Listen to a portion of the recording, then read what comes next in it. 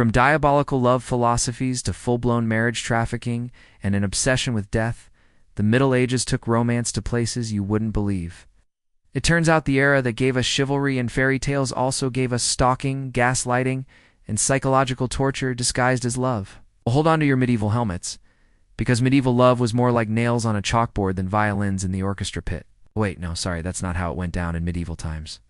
Every nook and cranny of medieval life was saturated with the influence of the Catholic Church. Violence has no place in a healthy relationship unless you're reliving the glory days of the Colosseum. In the Middle Ages, violence was the ultimate romantic gesture, and when it came to love and marriage, the Church had some thoughts. No, it had a lot of thoughts. If you think abstinence-only education is extreme, you haven't met medieval theologians. These devout individuals took things to the next level by declaring sexual pleasure an affront to God himself.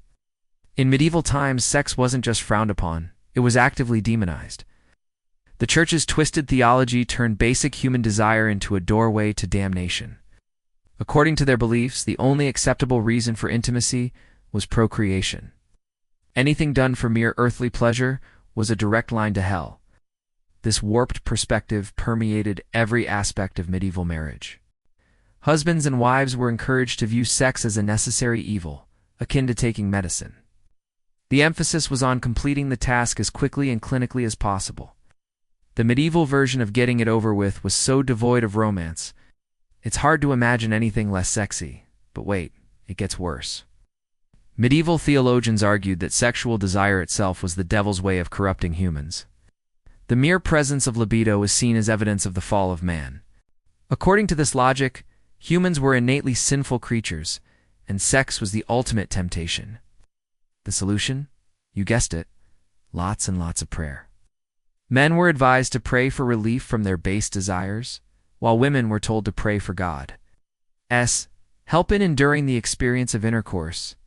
Was there no room for love, passion, or even basic human connection? In the eyes of the medieval Church, any joy or pleasure derived from sex was nothing but the devil's playthings. To them, the act itself was tainted, and any positive feelings were merely Satan's insidious way of distracting sinners from their path to righteousness. Imagine planning to watch Netflix's latest season, and someone starts quoting Bible verses to you in the middle of it. That's the kind of vibe you'd get at a medieval marriage. Marriage wasn't a love story.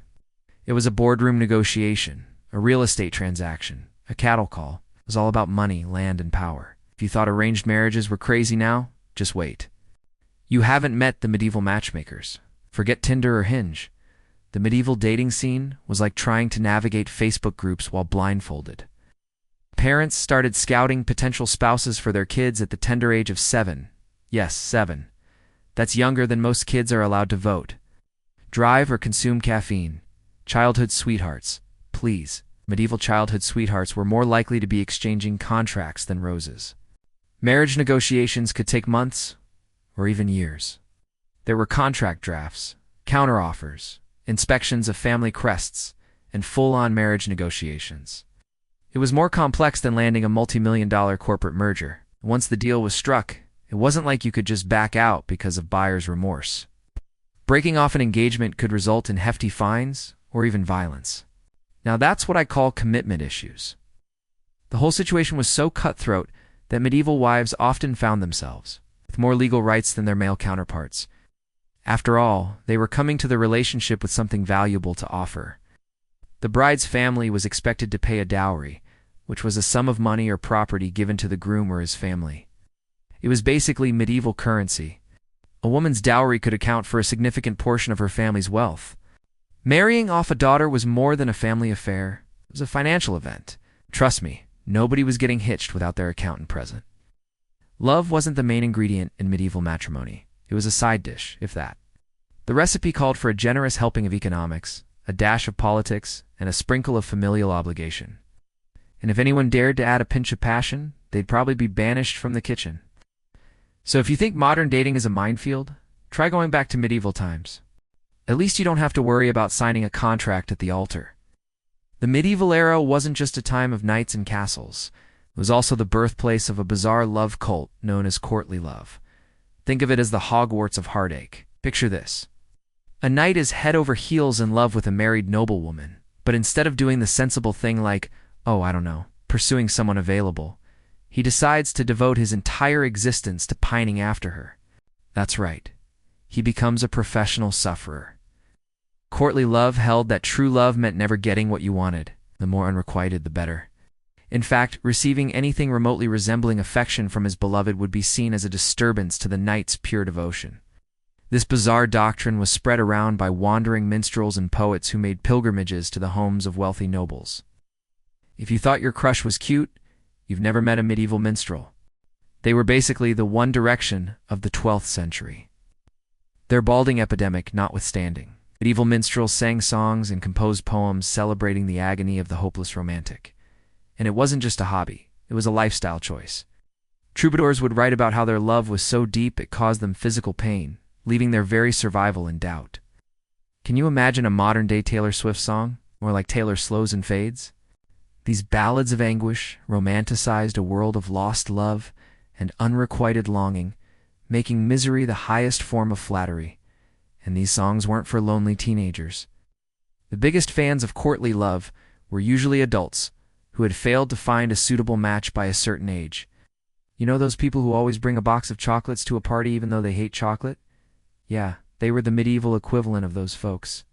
So courtly love wasn't just about swooning over some unavailable dreamboat. It was a whole philosophy of embracing torment as the ultimate expression of devotion. The goal was to turn every interaction with your beloved into an opportunity to display just how deeply unhappy you were without them. Flowers and candy seemed a bit too cheerful for this crowd. The gift of choice was a mournful ballad about just how tragically unloved the singer was. How romantic. These tales are stranger than fiction, but they're true. Medieval romance was a twisted system that would put our worst red flags to shame. So if you thought you knew what love looked like in the Middle Ages, knights in shining armor, fair maidens in towers, get ready for a brutal reality check. We'll come back.